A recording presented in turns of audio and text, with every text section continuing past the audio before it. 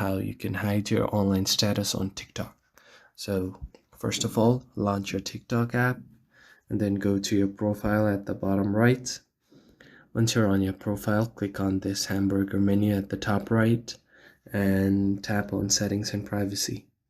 And at the second option, you can see there is privacy. You click on it, and at the very second option, you can see the activity status.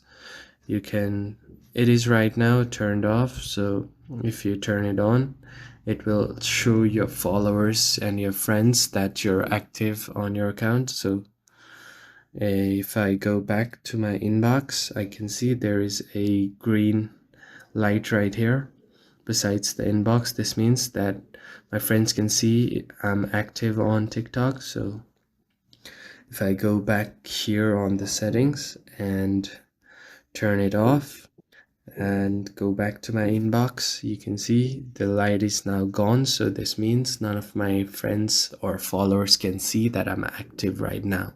And that's how you can hide your online status on TikTok. Thank you for watching.